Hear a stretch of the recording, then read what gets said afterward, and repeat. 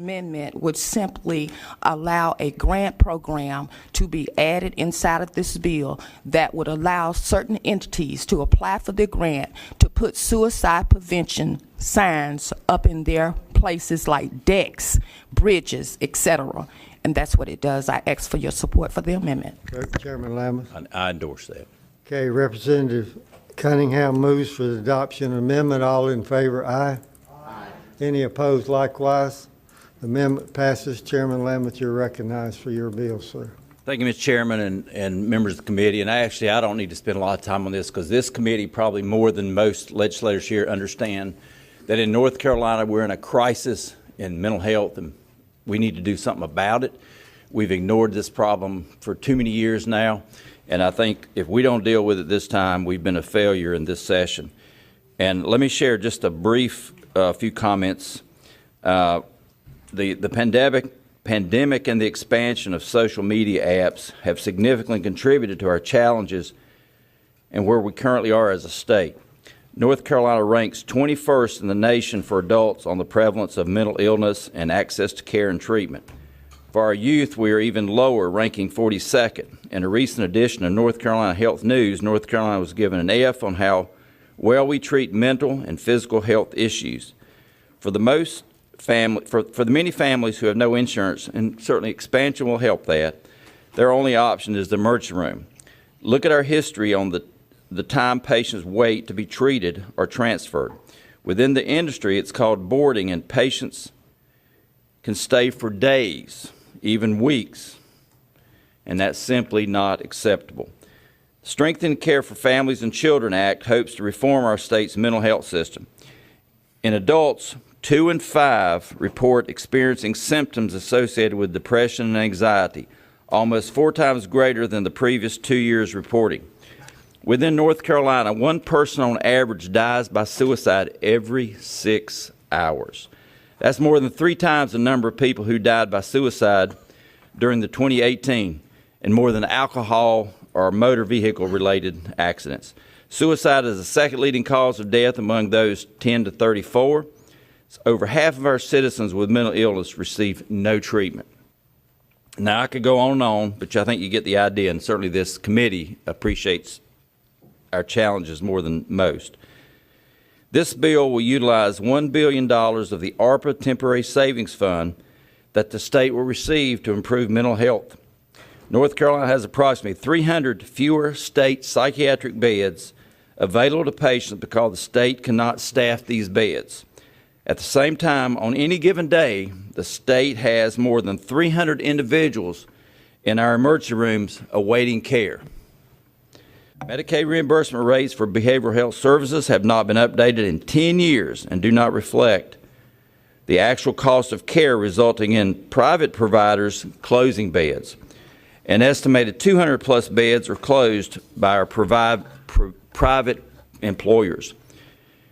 We have a once-in-a-generation opportunity to strengthen our care. Thus, the focus will be on opening more care options, providing incentives to staff more beds. This bill strengthens the child welfare and family well-begin systems. Estimates are that up to 50 kids spend the night in their local social services office on any given day here in North Carolina. Provides funds for transporting patients, relieving an already overworked law enforcement system. It invests in better data and management systems. It invests in community and school-based behavioral health programs, and it responds to issues within our justice system. In summary, investments will be made in 3 key areas: to improve access to care, to build a stronger system of support to people in crisis with complex needs, and to invest in building a database through enhanced technology and system. I will pause there and see if there's any questions, Mr. Chairman. I know there's lots of other agenda we need to deal with as well. Okay. Representative Shepherd, you're recognized. Thank you, Mr. Chair. Thank you, Representative Lambeth. I'm certainly supportive of the bill. I've got some questions, though, just centered around the fact that we have so many mental health problems in the state. Do we have any statistics that have been proven out that share how many of these are due to drug relations and alcohol-related issues, or children that are born because their parents are on drugs when they were born and they're born as an addict. Do we have any statistics that would point to these situations that are creating some of these issues? Thank Chairman you. Lameth. That is a great question, and we have anecdotal, as you notice, part of this investment will be to invest in better data systems. We don't have a great database of information. A lot of it is by county or anecdotal, by hospital. But let me call on the staff that's here if they want to answer. Does anyone want to try to take that one? They've been these folks have been working on this for a while now and been working with me. Matt, you want to try to? Yeah, you can come up here. Come up here. Just identify yourself. Yeah, Charlene Wong, North Carolina Department of Health and Human Services. Thank you so much for the question.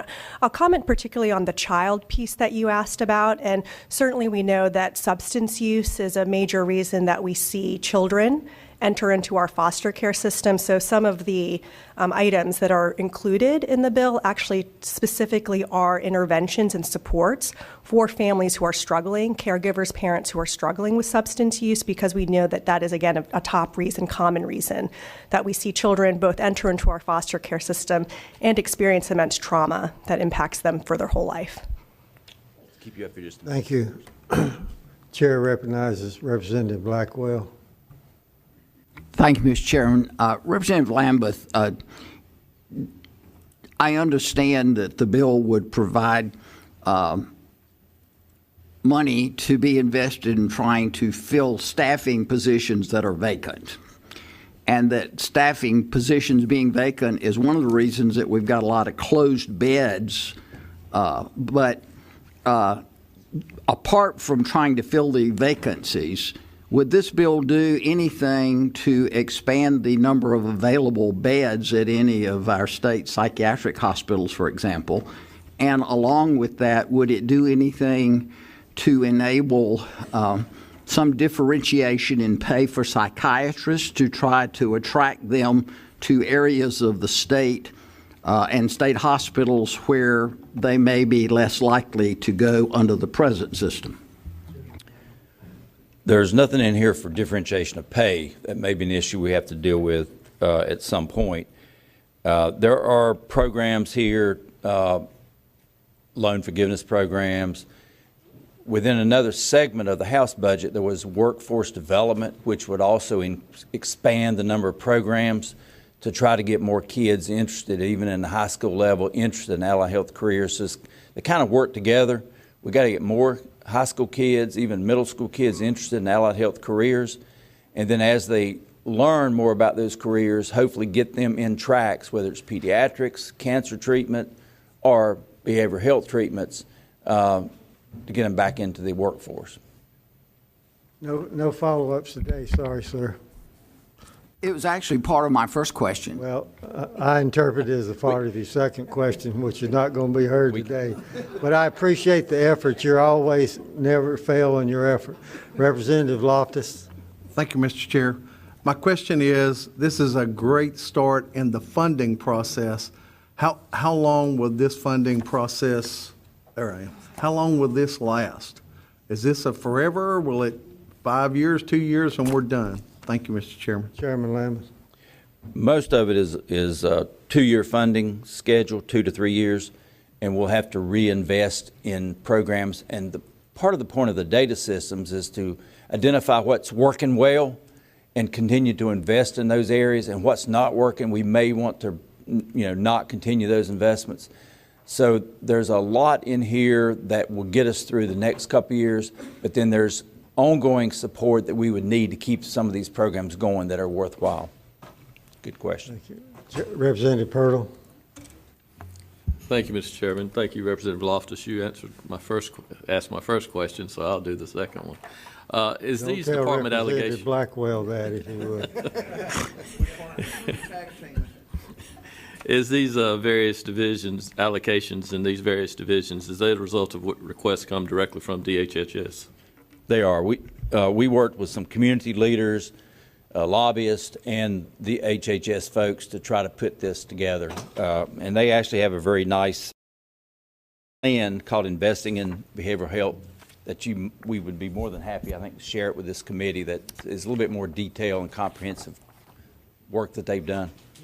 Thank you. Thank you, Representative Rania. A question for the bill sponsor. Yes, ma'am. You mentioned that you worked with community leaders and DHHS and lobbyists, but major part of the providers when it comes to our mental health are our LME MCOs. Did you work with any of our actual providers and LME MCOs to create this bill? Chairman Lameth, you're recognized. See if the staff wants to talk about that a little bit. I did not meet personally with any of the LME MCOs. If you didn't, I assume that would answer the question.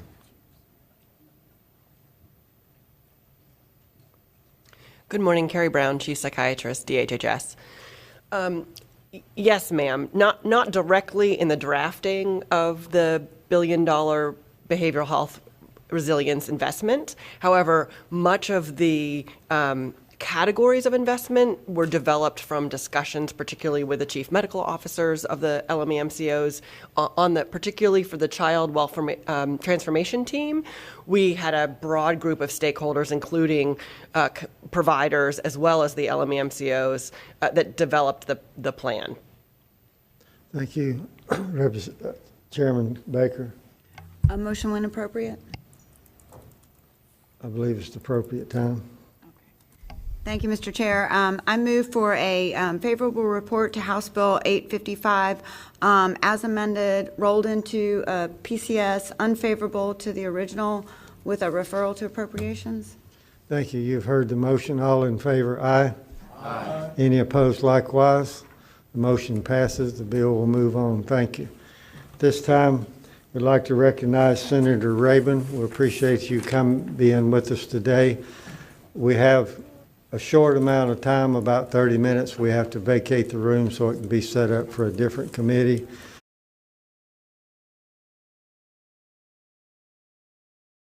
So please be pointed and direct in your questions. We'll get to as many public comment questions as we have. It depends on the number of committee comments.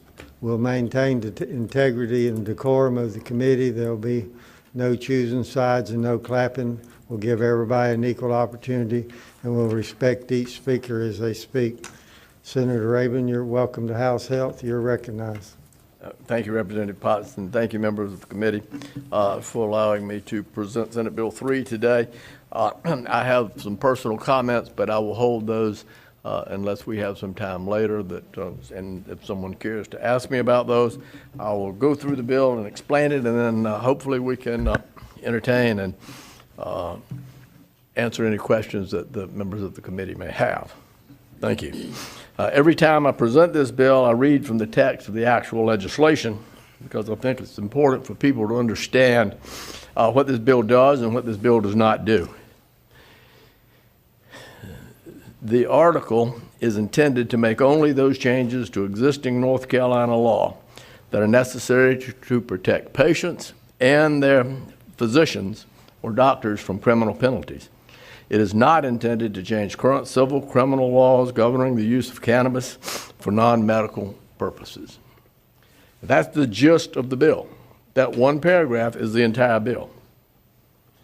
The rest of the bill simply is enabling this to happen.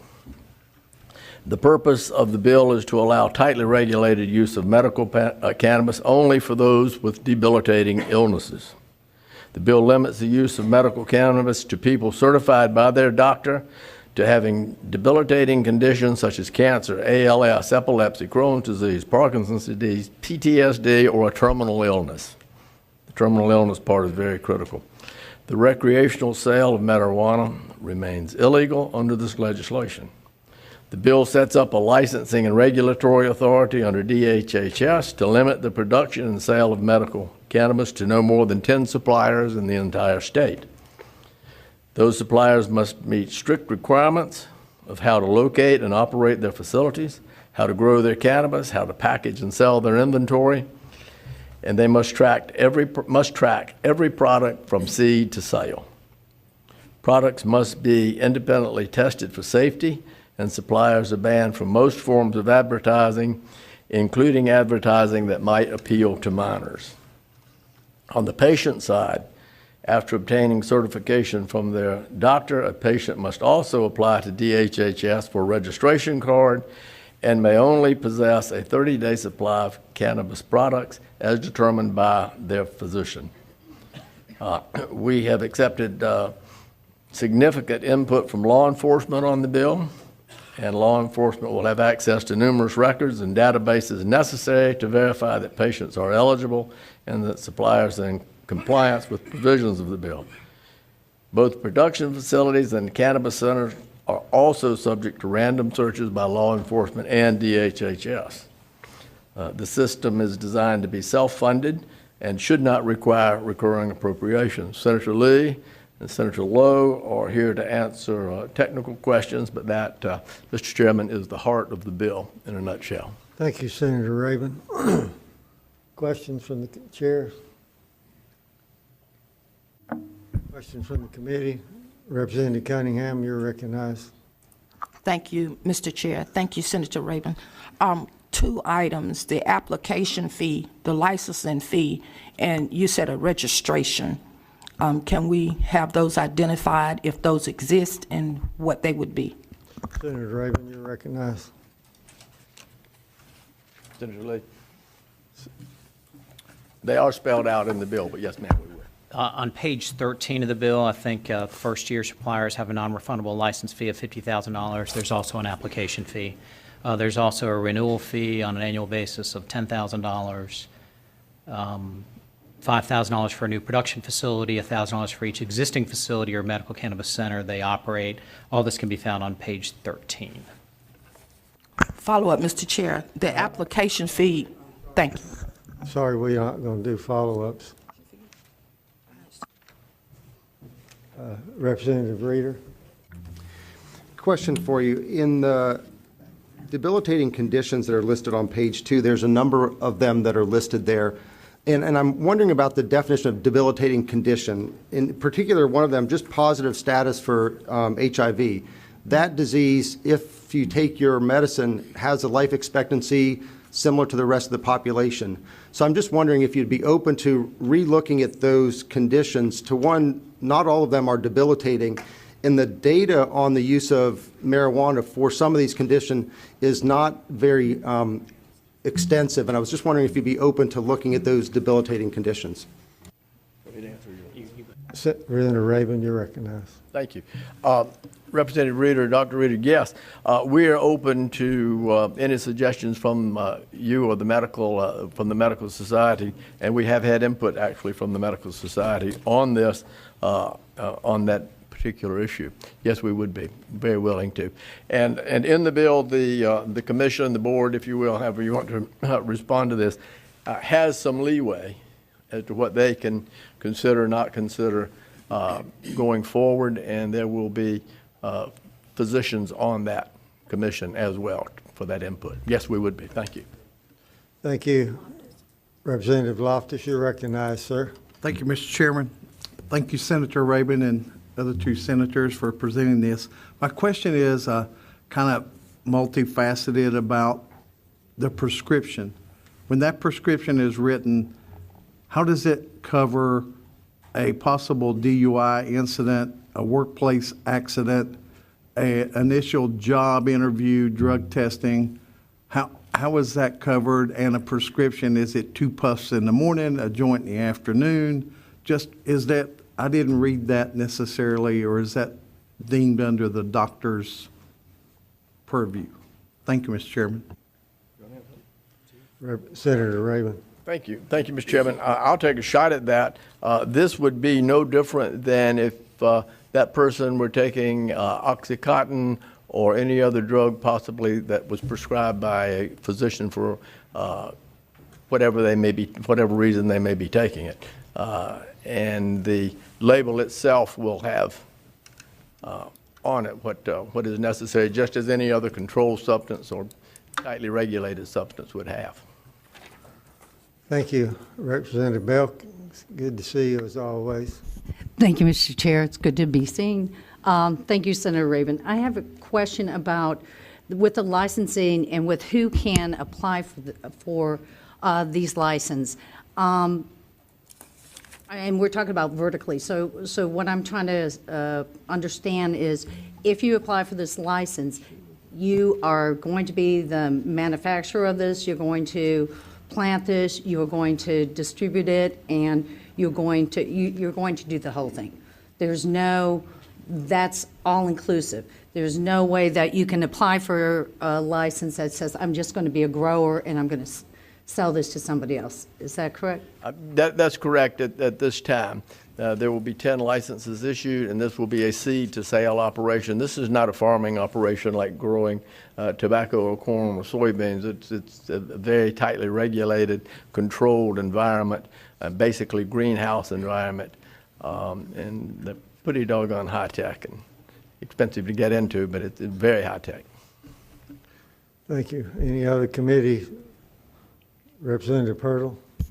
Thank you, Mr. Chairman. Senator Rabin, your list of debilitating medical conditions, exhausted as it may be, is about 15, I think, listed on there. And you and I have had a side conversation. How was this list of 15 determined?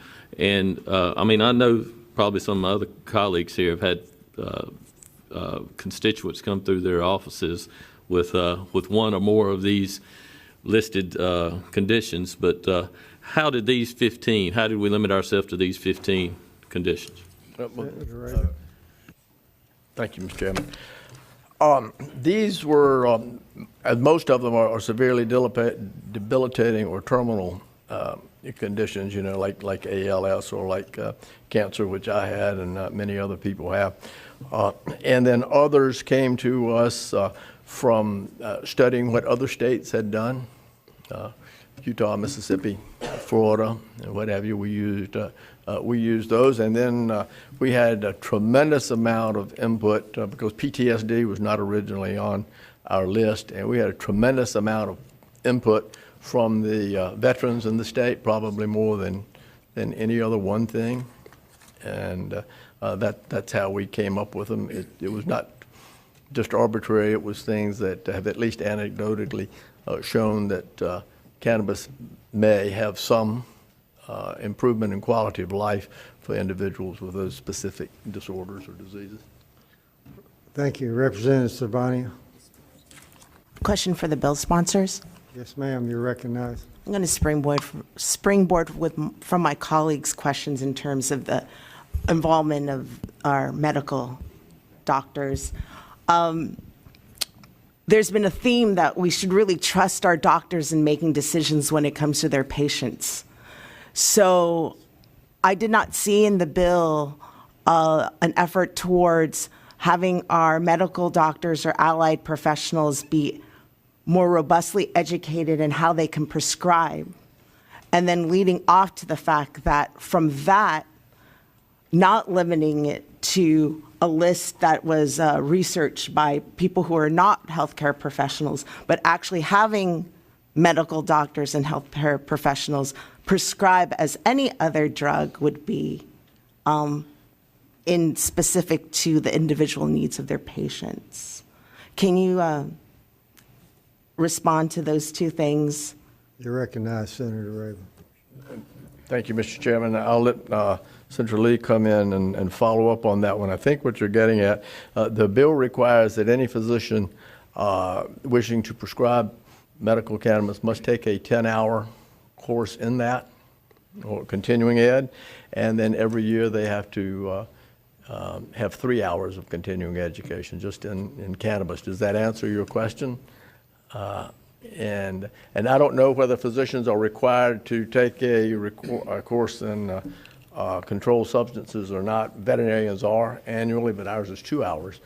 But this is a 3-hour annual for the physicians that do prescribe. Not all physicians are going to do it. I'm sure that oncologists are, and some of the folks along that like that. But I don't think just every general practitioner is going to want to go through the efforts or have a patient base that's going to have the need for this product. If that doesn't answer, I would ask Senator Lee to get in. Representative Chairman White has it. Representative, thank you for your question. I think if you will read under physician requirements that it doesn't actually say that the physician will be issuing a prescription. It says that the physician will be writing a certification that this person has this condition. But because it's not an FDA-approved drug, it's not a prescription. Thank you, Chairman White. Representative Dixon, you're recognized, sir. Thank you, Mr. Chairman. Thank you, Senator Rabin. I notice on the one hand, for the applicant is required to have residency in North Carolina, and then just following that, they're allowed to partner with out-of-state folks. Do we have any concern, or would we be concerned at all about the enormous amount of out-of-state money by states far advanced than we are on these kinds of issues, with requiring residency to begin with and then allowing partnerships for out-of-state money to dominate? Thank you, Mr. Chairman. I think the point is one of the requirements for an application you can find on page 12, documenting, demonstrating the applicant possesses all kinds of experience with regard to controlled environment agriculture, and specifically with respect to cannabis. And so while we wanted to make sure that we had folks who are from North Carolina be involved in the process, we also acknowledged that the expertise may not always lie here, nor the resources to start a venture such as this. Thank you. Any other questions before I go to public comment? Chairman Lambeth. It's probably not as much a question as it is an observation. We've obviously been lobbied by lots of texts, emails, people who believe that this is, quite frankly, just a step to recreational marijuana. You know, I think everybody knows my background in healthcare. Saw a lot of people over my term who suffered from cancer, other very difficult illnesses and diseases and lots of pains. I've actually had a number of those former patients reach out to me and ask me how was I going to vote on this issue. And I said, well, I'm learning. I'm doing my fact finding. And the ones who've gone through, as you have, Senator Rabin, very difficult illness or disease, who found this a way to relieve pain, have said to me, and these are ministers, these are family people, please help us, because we've been in such pain, we think that this will actually relieve us. So, because I've been in a fact-finding mode, I went with a group of legislators to Mississippi. There were probably, 15 of us. And we went and visited what Mississippi had done, setting this up in a very controlled environment. And that environment was in a large warehouse. As you mentioned, it was a series of greenhouses. There was strong regulation. There was strong security. We were given a very comprehensive review, and then we sat down with the Speaker of their House, Mississippi, and it made an impact on me because I was still on the fence, still trying to decide, and I've listened to a lot of people, and it seems like the biggest issue of those who are speaking against it simply relates to this is a step towards recreational marijuana, and I think we need to be able to answer that question. But if you actually go see how well this is actually regulated and controlled and the environment it was grown in, it gives you a different perspective. And I think that helped me understand better what you're talking about. In an environment where these plants are treated and grown in a very controlled environment, and the regulators make sure that even the dust that was on the floor had to be accounted for. There was no question about accountability and the regulation in this particular plant we were in. So, I applaud you for trying to help people that's in pain. Those people have asked me to support this bill because they believe they need some help. And as I said, these are former friends of mine that I worked with who have gone through a very difficult treatment for cancer or some other disease. So I appreciate you at least bringing this to us, and I think we all need to continue to learn more about it as we decide what we're going to do with this bill. Thank you, Chairman Lamb. Representative Watsey, I will remind you, if you would, keep your comments to 2 minutes or less. Thank you, Mr. Chair. Question for the bill sponsor. Yes, sir, you're recognized. So I just had a clarifying question. There are two boards that are described in the proposed acts that have a role in helping to administer the changes. Just wanted to clarify, but are there term limits on the members of the Compassionate Use Advisory Board and on the members of the Medical Cannabis Production Commission? Senator Raven, Senator Lee, Could we ask staff if they you would? certainly can. You can inquire the staff. Jessica Boney, Legislative Analysis. Yes, sir. So let me just find it in, okay, so if you turn to page 10, starting on line 3, these are the terms for the members of the Medical Cannabis Production Commission, and they shall serve terms of 4 years, beginning effective July 1 of the year of appointment. And then let me just look up for the Medical Commission. Okay, for the Compassionate Use Advisory Board, if you turn to page 5, line 3, they shall also serve 4-year terms. Thank you, Mr. Chair. Thank you, Mr. Boney. Representative Chesser.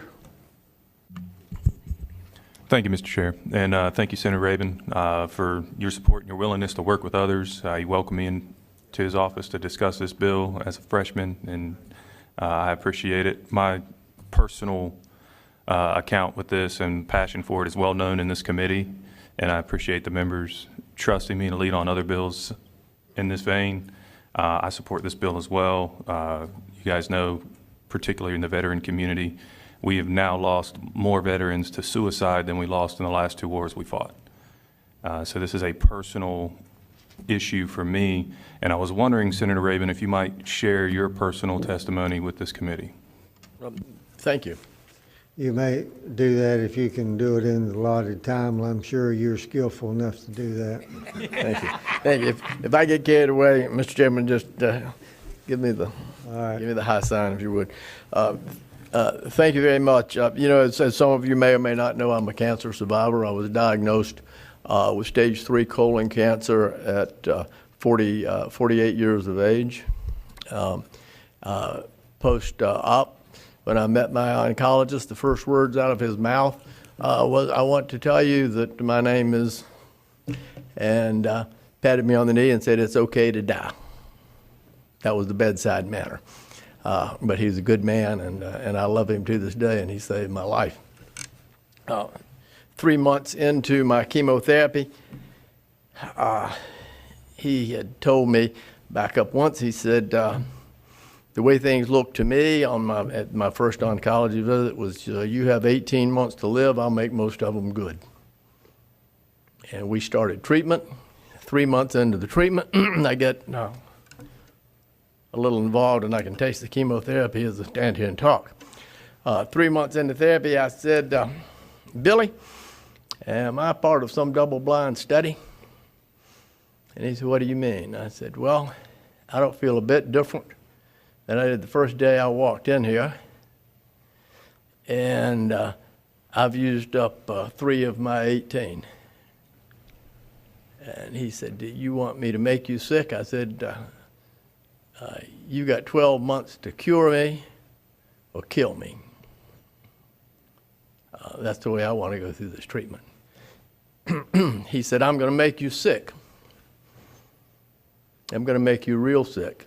And I don't know if you can take it, but I'm going to try." I said, "I'll take it. If you can put it in me, I can get it out." He said, "You need to get some good marijuana." He said, "We have pills. I've given you a prescription for Marinol. You may as well stick them in your ear. They're not going to work." And I said, "I don't use drugs. I have a license to buy and sell. controlled substances, this can be a problem. He said, if you want to live, you better do this. Can you get your hands on some? I said, I don't think that's a problem. I own a fleet of fishing boats, and my problem is keeping drugs off those boats. So I went home, I talked to my chief of police, I talked to my sheriff, I told them what was going on. I said, I'm going to have to buy drugs illegally to stay alive, and I want you to know it. And I never bought the first drug. It appeared in my mailbox on an as-needed basis. And every day, every single day, I would go to work in the morning, 7 o'clock. I had a lazy boy in my office. I would sit in my office in that lazy boy, and my assistant would come back and say, Dr. Rabin, you have a patient. I would get up, I'd go see my patient. I'd come back and I'd sit in that lazy boy. I never missed a single day's work. Not one. I knew if I stopped, I would die. And I knew that I loved my mother too much to die while she was alive. It's God's honor.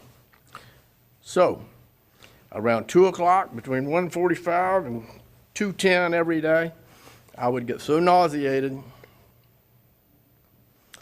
that I couldn't take it anymore. I would walk outside, I'd put my hands on the back of my building, and I would heave until I got enough strength to get in my truck and drive home.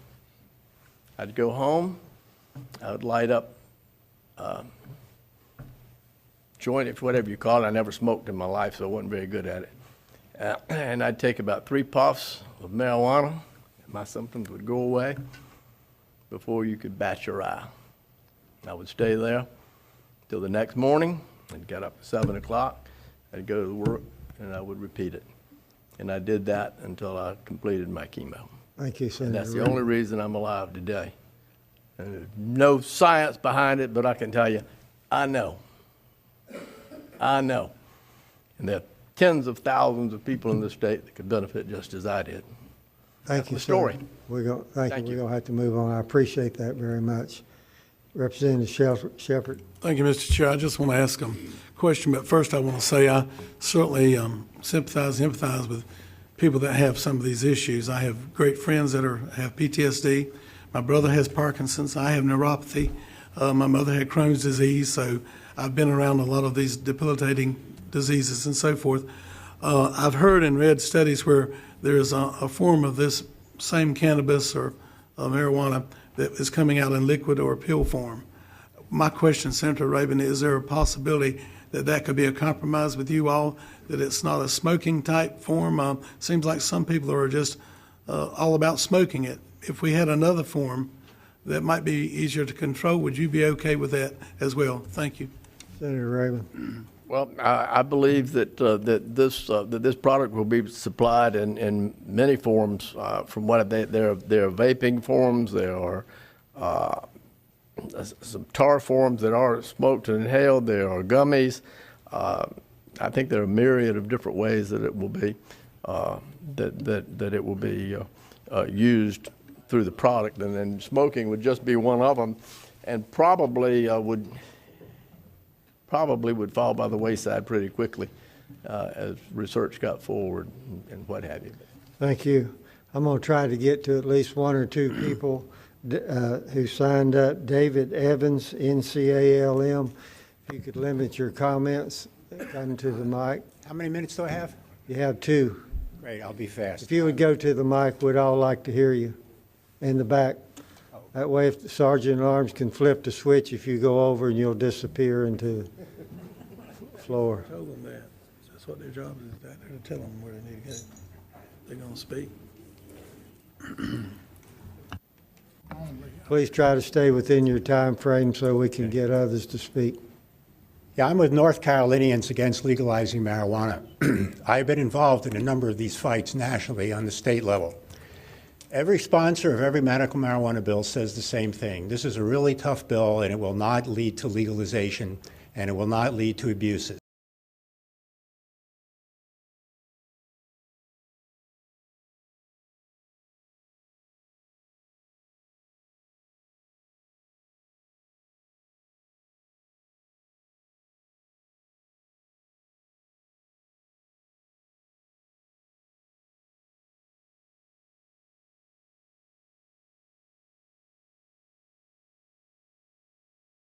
science. I'm going to ask you to exercise some humility. You are not the FDA.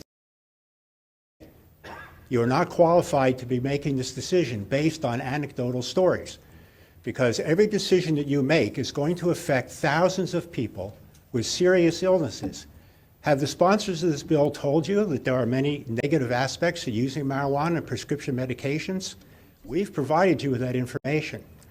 All of these conditions have very weak evidence that marijuana may be helpful. There's also the placebo effect. I smoked pot in college, and I guarantee you I felt better. That doesn't mean that I was getting better. As far as going to legalization of marijuana, this bill is structured towards that end. That cannabis use board will be appointed by Governor Cooper, who is very much in favor of legalizing marijuana. They will have a 4-year term, and they will be able to add conditions or add treatments to this without your consent. That's what you're going to be agreeing to. And it does ultimately lead to legalization. That's what the experience has been in other states. We have a ton of medical information about all these conditions. I'll be happy to give them to anybody who asks. Thank you. Thank you. Elizabeth Page. If you would state your name for the record. And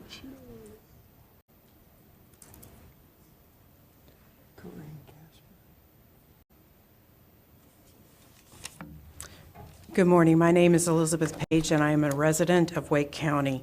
Thank you for the opportunity to share my support for the Compassionate Care Act, which is meaningful for North Carolinians living with multiple sclerosis. MS is a disease of the central nervous system characterized by inflammation and lesions on the brain sheaths in the nerve sheaths in the brain and spinal cord. This damage impairs nerve function and can lead to degeneration and permanent changes. Symptoms vary by individual and can include numbness or tingling, difficulty walking, fatigue, dizziness, pain, depression, blindness, paralysis, and as well as cognitive dysfunction. 28 years ago, I was diagnosed with relapsing remitting MS, so I know the challenges of living with this disease. I have responded well to my disease-modifying medications, but MS is very unpredictable. I may face future battles with spasticity, pain, and bladder function.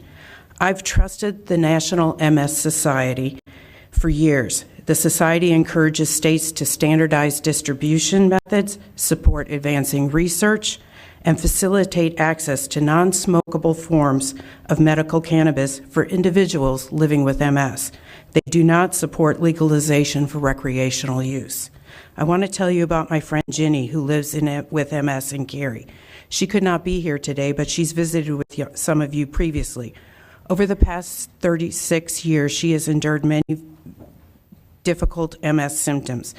At times, Jenny's worst symptom is unrelenting pain. Disease-modifying drugs have slowed the progression of her MS, but traditional medications have failed her with her pain and spasticity. Pain is exhausting. Cannabis can be a tool in the doctor's toolbox to help individuals like Ginny. She needs you to act this session so she can live her best life in North Carolina with her family. Thank you. Thank you. We have one more, and then Senator Rabin, I know you wanted to respond. I'll give you the opportunity for the last word, if that's okay. Later. Yes. The last one to speak will be Corrine Casper. If you would come to the mic and state your name. We'd like to have more time. We're not going to vote on this bill. Unfortunately, we're only allocated the 50 minutes, and it's going to require more time, so I'm sure we'll be discussing this again. Ms. Casper, you're recognized to speak, and you have 2 minutes. Ladies and gentlemen, my name is Corinne Gasper, and I'm here today to tell you my story. My daughter, Jennifer, was an amazing woman. She was a wonderful student as she was growing up. All the teachers in her classrooms used to say it was a pleasure having her in the classroom. She grew up in high school to become an amazing athlete. She won a scholarship to college. She graduated with honors in college. She was Student of the Year. And my last picture of my daughter is as she was receiving that award. While she was in college, she decided to get a degree in intelligence and analysis research. She decided that she would like to fight illicit drugs when she got older. She did an internship with HIDA. and she received a award from HIDA for outstanding contributions to the program.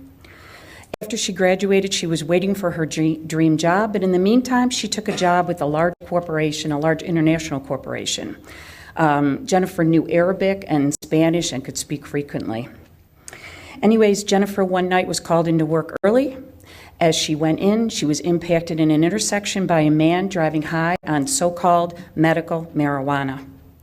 He hit my daughter's car so hard, her car was strewn across the road and through the front of a building, and the facade of that building fell on top of her car, killing her at the scene. This man removed himself from his vehicle and had no idea what he just did. His car reeked of marijuana. He had like I said, he had a medical marijuana card, and he admitted smoking it just before the crash. So this is just an example of the unintended consequences that you will suffer from marijuana in your state. The marijuana you find in the pot shops has no proven medical benefits. It's anecdotal evidence, and it's been presented to you as it is medical. We need to consider this and realize the damage it's doing to our society. My daughter's death is but one of them.